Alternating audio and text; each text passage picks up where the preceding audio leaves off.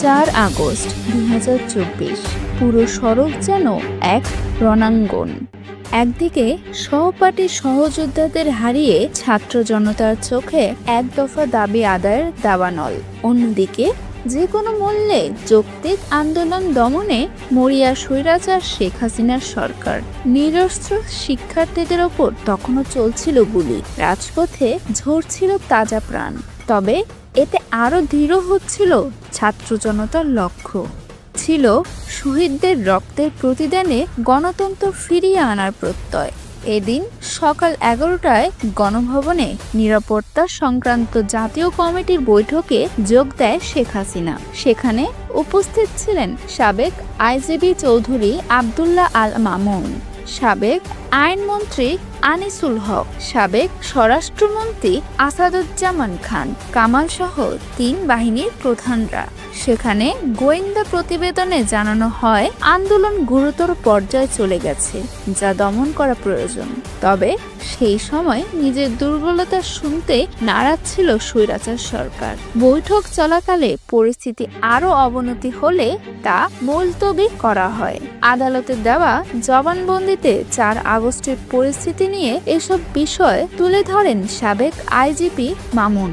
উত্তপ্ত পরিস্থিতির মধ্যেই সেদিন বিকেলে আসে মার্চ টু ঢাকা কর্মসূচি এগিয়ে নিয়ে আসার ঘোষণা।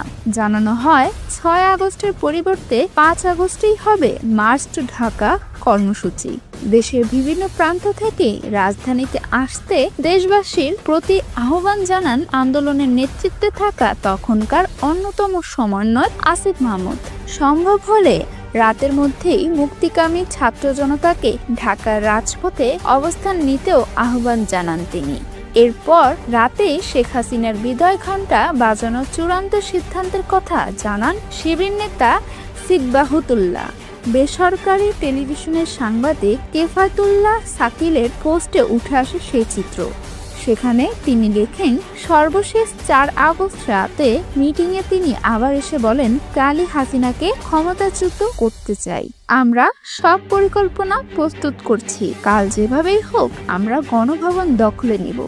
এ বিষয়ে সম্প্রতি জুলাই ঐক্যের সংগঠক ও সাংবাদিক ইসরাফিল ফরাজি জানান, হাসিনাকে ক্ষমতাচ্যুত করার পরিকল্পনা প্রস্তুত করা হয় 23 জুলাই। পরিকল্পনা প্রস্তুত থাকলেও তখন তা চূড়ান্তভাবে বাস্তবায়নের দিনক্ষণ ঠিক করা হয়নি। তবে 4 আগস্ট রাতে ছাত্র শিবিরের নেতা সিকবাতুল্লাহ এবং আরেকজন নেতা জুম মিটিংয়ে জানান, আগামীকাল মার্চ টু ঢাকা নয়, মার্চ টু গণভবন করা হবে।